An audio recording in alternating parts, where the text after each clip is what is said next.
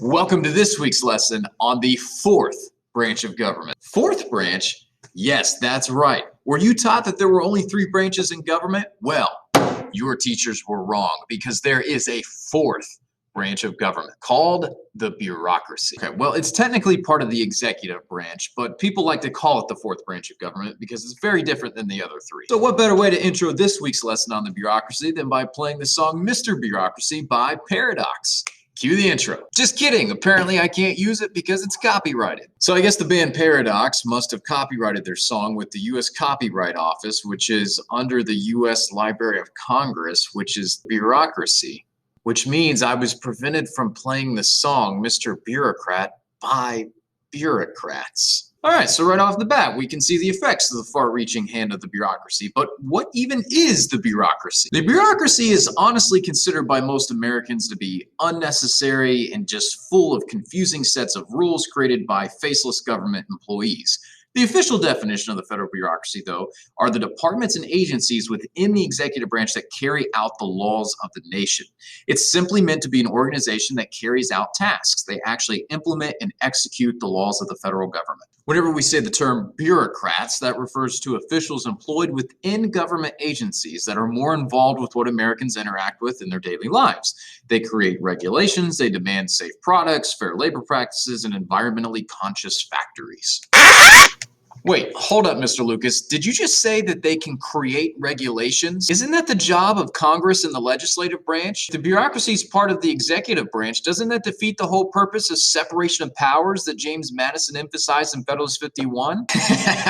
Welcome to AP Gov, kids. Things just got a whole lot more complicated. Yes, the bureaucracy can create regulations, and we'll talk about that later. But first, let's get a little more background on the nature of the bureaucracy. Now, the basis for the bureaucracy is found in Article 2 of the Constitution, which, if you remember, is about the president and the executive branch. And it says that the president is the chief executive of the nation. That means he is the person that is supposed to enforce the laws. But of course, a single person, that being the president, can't run around the entire nation with a gun trying to get people to follow the law. One person can't enforce all of the laws. It's impossible. So Congress, via legislation, can create new executive departments or cabinet departments. Congress can constitutionally do this via the necessary and proper clause in Article 1, Section 8. And as we'll learn later, because Congress creates these departments via legislation, they also have some control over the departments, some checks and balances on them, which we'll learn about later. Our first president, George Washington, had three cabinet departments.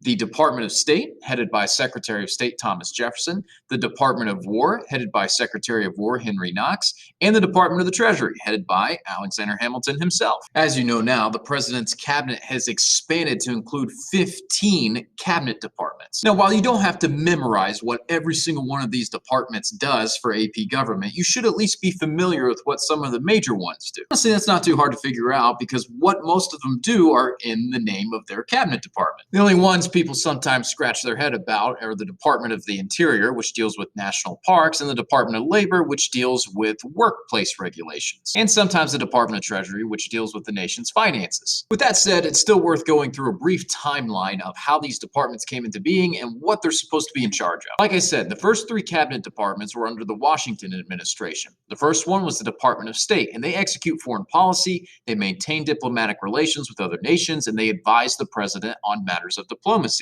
Along with that was also the Department of Treasury. They mint currency, they collect taxes through the IRS, the Internal Revenue Service, and they advise the president on financial, trade, and tax policy. There's also the Department of War, which later turned into the Department of Defense in 1947, and they oversee national defense through the Army, Navy, and Air Force, as well as intelligence gathering agencies and civilian personnel. In 1789, the Attorney General was also added. We'll talk more about them later. Then fast forward to 1849, where the Department of the Interior was created. They execute policy covering federally controlled natural resources. They oversee national parks, monuments, and wildlife refuges, and conduct federal policy with indigenous peoples through the Bureau of Indian Affairs. In 1862, the Department of Agriculture was created, and they develop and execute policy to promote farming. It includes subsidizing agricultural practices, promoting U.S. agriculture and international trade, and inspecting products for safety. In 1870, the Department of Justice was created, and they advise the president and the cabinet on legal matters. They supervise federal prisons, they investigate possible violations of federal law through the FBI and the DEA, which we've already talked about, and other agencies. In 1903, in the Progressive Era, originally what was the Department of Commerce and Labor was then split into two in 1913.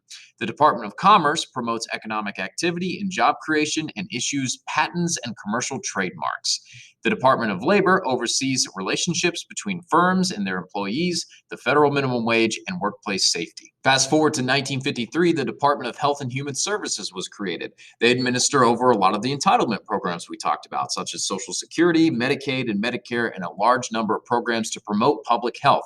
They also assist individuals with disabilities, and they conduct and fund research on infectious diseases. In 1965, the Department of Housing and Urban Development was created. They administer federal laws on fair housing practices, and they subsidize housing for low-income Americans. In 1966, the Department of Transportation was created, and they oversee and administer federal policy in areas such as highway development and construction, rail and air travel and commerce, and the safety and operation of ports and pipelines. In 1977, the Department of Energy was created, and they support and oversee research and implementation of energy production, as well as efforts in conservation. In 1980, the Department of Education was created. They fund and oversee federal efforts to improve educational outcomes for students. They distribute funds for students for low-income families and students with disabilities, as well as loans for college students. In 1989, the Department of Veterans Affairs was created, and they administer federal benefits for veterans and their dependents, including health care, rehabilitation, and employment. Lastly, in 2002, the Department of Homeland Security was created, and they act to protect the nation from terrorism and respond to natural disasters. So in a historical context, it kind of makes sense that some of these departments popped up when they did. After all, in the era of Social Security, you needed a department to kind of oversee Medicare, Medicaid, and all of those entitlement benefits. When highways started to become a thing, you kind of needed a department to manage that. Cold War was going on, there was an emphasis on education, and then when the baby boomers were starting to retire, and a lot of them were veterans from Vietnam, and then you had a lot of World War II veterans still alive, you needed a Department of Veterans Affairs to better manage those funds. And of course, after 9/11, we create a Department of Homeland Security to better defend the nation from terrorist attacks. So over time, not only has the number of cabinet departments increased, but so has the number of federal regulations they issue, as well as the number of employees they hire to actually go out and implement those regulations. And when it comes to federal bureaucrats and federal employees, there's really three levels. At the top level, you have the executive political appointees. These are the cabinet secretaries and the deputy secretaries. These are the most notorious ones because they head the department. They're selected by the president, and they have to go through Senate hearings where the Senate brings them in. They question them about their thoughts on different types of policies, maybe what they intend to do with the department. And then after their hearings, they have a confirmation vote where the Senate either rejects them or approves them to their cabinet post. These are the folks directly accountable to the president and can be fired by the president at any point. President Trump has actually done that quite a bit. The next level is composed of senior executive service members, and they are expected to use their authority to achieve concrete results. Under them, you have the career civil servants, people that make their career out of working in the bureaucracy. Their job rank is clearly defined according to their GS levels, and they are hired based on merit. They have job protection from the political processes, so they could be in the bureaucracy for 30 years if they wanted to. Back in the day, most notably the 1800s, presidents like Andrew Jackson were notorious for something called political patronage, which is where they would fill administrative positions as a reward for support of their campaign rather than merit. Merit simply means that you're good at something. You're worthy of having the job because you're actually skilled or knowledgeable in a particular field. And when it comes to that top level of the triangle, the actual cabinet secretaries, political patronage still exists. A lot of presidents will appoint people to head cabinet positions that help them out in their campaign, or maybe endorse them or donated a lot of money to help them win the presidency. Obviously, the president tries to pick someone that they think will have similar ideological views when it comes to how that department should be administered and what the role of that department should be. So while a degree of political patronage still exists at the top levels of the bureaucracy, at the lower levels, political patronage was pretty much expelled in the 1880s, or at least it's supposed to be. In 1883, the Pendleton Garrison Act was passed, and that was an act of Congress that created the first United States Civil Service Commission to draw up and enforce rules on hiring, promotion, and tenure of office within the civil service, also known as the Civil Service Reform Act of 1883. This replaced political patronage with a merit-based system, and that's a system of hiring and promotion based on competitive testing results, education, and other qualifications. So whenever you hear people talk about the federal civil service system, they're talking about the merit-based bureaucracy, and that excludes the armed forces and political appointments. So if someday you ever have any aspirations to be a lower-level federal bureaucrat, then you'll want to study hard for those civil service exams because they try to focus on merit and they're very competitive. All right, so we know who makes up the federal bureaucracy, but exactly how does it work? Well, to understand that, you have to know two concepts that are heavily emphasized in the AP curriculum: issue networks and iron triangles. An issue network refers to the webs of influence between interest groups, policymakers, meaning politicians and bureaucrats that create and implement the policy, and policy advocates. Issue networks are typically temporary and they address a very specific problem. Iron triangles refer to coordinated and mutually beneficial activities of the bureaucracy, Congress, and interest groups to achieve shared policy goals. So here's a visualization of the iron triangle. And let's start at the top with interest groups. Remember, interest groups are often political organizations that try to promote a specific interest, like the NRA. Interest groups often donate money to members of Congress who are running for re-election. So by giving them campaign support, they hope for desirable legislation and reduced oversight to benefit them. When it comes to the bureaucracy, interest groups will often send people to lobby the bureaucracy, and then sometimes they'll turn around and try to convince the public how great a bureaucracy is, or try to convince the public that something the bureaucracy is doing is good.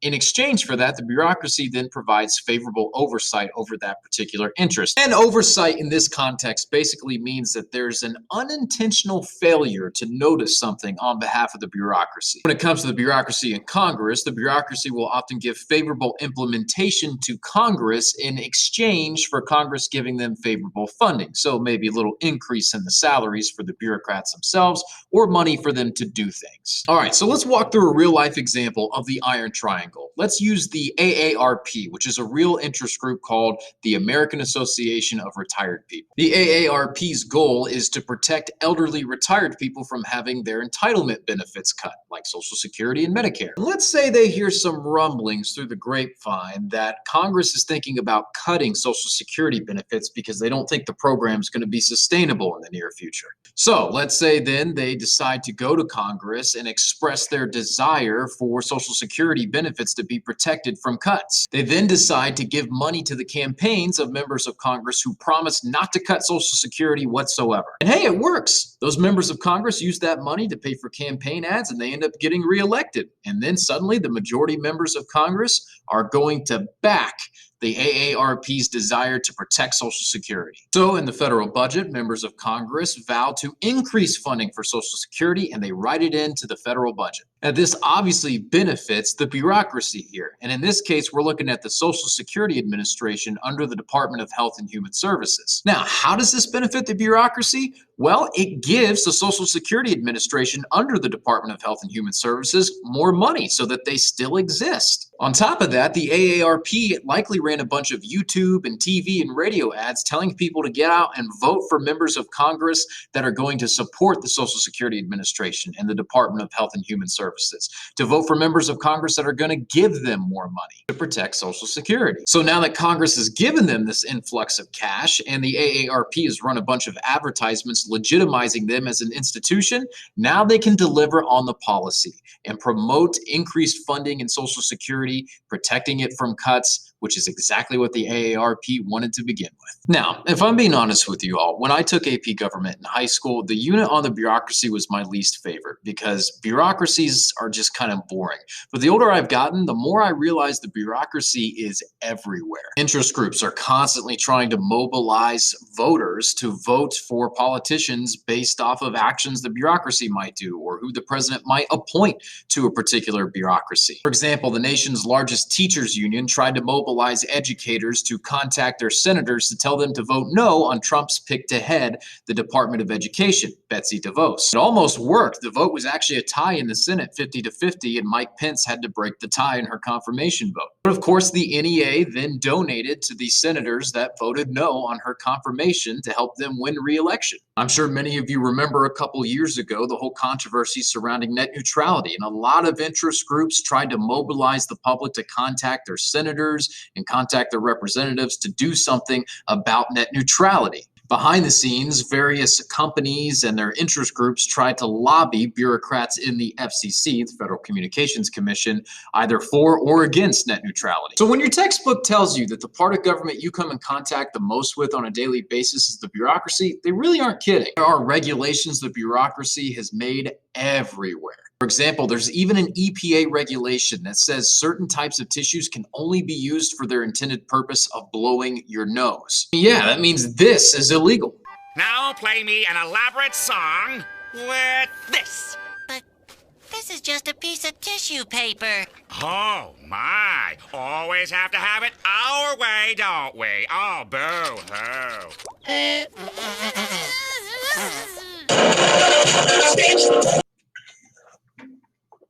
Oh, crap, spilled some water on my desk. Oops, wiped it up with the tissue. Breaking the law. Even my beard doesn't technically meet CDC regulations for wearing a mask during a pandemic. But hey, according to the CDC, Hitler's toothbrush mustache is okay. Chances are just about everything around you has some sort of bureaucratic residue on it, meaning it has some sort of labeling or packaging that was regulated and specified by a bureaucracy. FDA ingredient labeling on the back of my mints, copyright and patent regulations on the back of your textbook, EPA safety regulations on the back of this cleaner. The lead and wood in this pencil, likely when it was imported, had to cross some sort of a bureaucratic inspection. The people that made this pencil also had labor regulations that were implemented by the bureaucracy as well. I think you get the point. Whether you like it or not, the bureaucracy is everywhere. Now, because this is one of the harder chapters that we'll cover all year, I'm going to try to stretch this chapter out a little bit. So this week, you've got this Ed puzzle to finish, which is not a very long one, and then you have another Ed puzzle. Both of those are due on Wednesday. Don't forget that other Ed puzzle. And then I have a very quick, simple practice FRQ for you to do. That is going to be due on Thursday, and then I want you to outline sections 1 and 2 of chapter 7. That's due on Friday. So I'm trying to chunk this chapter of the textbook into little smaller, more digestible bits. We can simmer over the information a little bit more. Next week is Thanksgiving, and you're only going to technically have 2 school days, though I think you're only here on Tuesday. So next week, I'm just going to have 2 Ed puzzles, and I'm going to elicit the help of Craig from Crash Course to help teach about the bureaucracy. So just 2 Ed puzzles coming up next week. Keep an eye out for those on Google Classroom. And then the following week, we will finish up with the bureaucracy. We'll finish with the rest of the chapter, and then we'll start reviewing and start going over things from the whole semester. Now, some of you are already thinking, is he going to give us a midterm exam? The answer is yes, I do have to give you a midterm exam, plus it's an AP class, so it's worth stopping, going over everything, and seeing how much of what we've covered so far you know. I'm not exactly sure what that midterm exam is going to look like yet, but as soon as I figure it out, I'll let you know. This is the last you'll be seeing of me for a couple weeks. I hope you all have a great and restful Thanksgiving break. Reach out if you need anything, and as always, have a great week.